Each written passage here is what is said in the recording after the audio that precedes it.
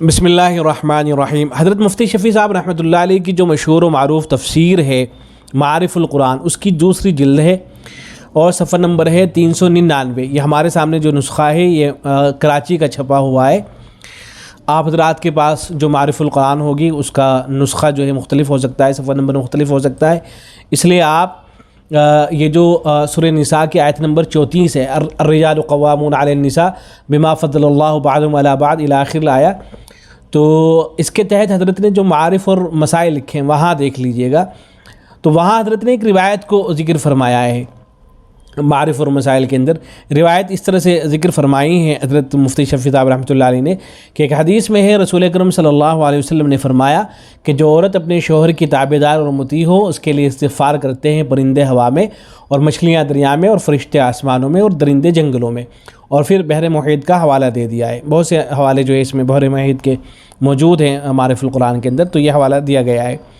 اب اس روایت کے بارے میں دارالعلوم کراچی کے جو مفتیان کرام ہیں ان سے معلوم کیا گیا کہ یہ اس کی سند وغیرہ کہاں ہے، اس کے بارے میں پوچھا گیا، تو وہاں سے دارالافتاء کی جانب سے جو جواب آیا اس میں لکھا گیا ہے کہ سوال میں ذکر کردہ روایت معارف القرآن میں حضرت مفتی محمد شفیع صاحب رحمۃ اللہ علیہ نے بحوالہ تفسیر بحر محیط نقل فرمائی ہے۔ یہ روایت تفسیر بحر محیط کے علاوہ چند اور کتب میں بھی الفاظ کی زیادتی کے ساتھ مذکور ہے، جن میں امام ذاہبی رحمۃ اللہ علیہ کی کتاب الکبائر اور امام ابن حجر حیثمی رحمہ اللہ کی کتاب الزواجر شامل ہے۔ لیکن جن کتابوں میں یہ روایت نقل کی گئی ہیں ان میں کوئی حدیث کی متداول اور مشہور کتاب نہیں ہے۔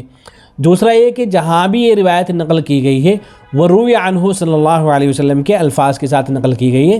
اور اس کی کوئی سند ذکر نہیں کی گئی ہے۔ ہمیں بھی تلاش کے باوجود اس روایت کی کوئی سند نہیں مل سکی ہے۔ پھر اس کے بعد حوالے دے دیے گئے ہیں۔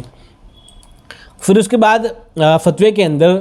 سند کے حوالے سے لکھا گیا ہے کہ دین اسلام میں سند کو ایک بنیادی اور خصوصی حیثیت حاصل ہے۔ اللہ تعالیٰ نے امت محمد علی صاحبہا الصلاۃ والتسلیمات کو سند کے ذریعے سے خصوصی شرافت اور فضیلت بخشی ہے، لہذا ایسی روایت جسے بلا سند بیان کیا گیا ہو اور محدثین میں سے کسی نے اسے نقل نہ کیا ہو، اسے حضور صلی اللہ علیہ وسلم کی طرف منسوب کرنے میں احتیاط کرنی چاہیے۔ پھر اس کے بعد مفتیان کرام کے دستخط ہیں اس فتوے پر، تو حضرت شیخ الاسلام مفتی تقی عثمانی دامت برکاتہ علیہ کے دستخط بھی ہیں اور حضرت نے اس پر ایک نوٹ بھی لگایا ہے۔ نوٹ میں حضرت نے لکھا ہے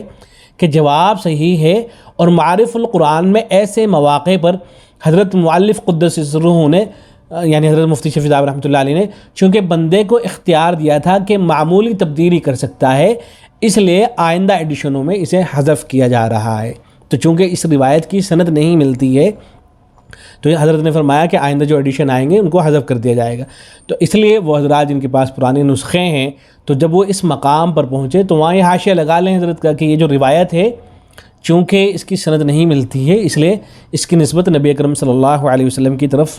نہیں کرنی چاہیے، اور ایسے اور بہت سے حضرات اس کو سوشل میڈیا پر شیئر بھی کیا کرتے ہیں، ان کو بھی احتیاط رکھنی چاہیے، وہ بھی اس کو شیئر نہ کیا کریں۔ یا بعض حضرات مطالعہ کرتے ہیں، حدیث سامنے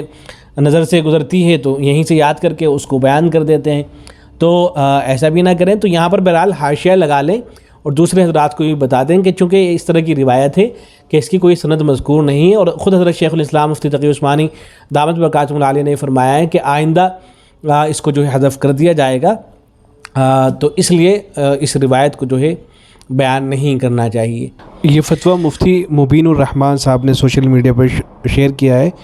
انہی کے شکریہ کے ساتھ ہم شیئر کر رہے ہیں۔ فجزاہ اللہ خیرہ، والسلام علیکم ورحمۃ اللہ۔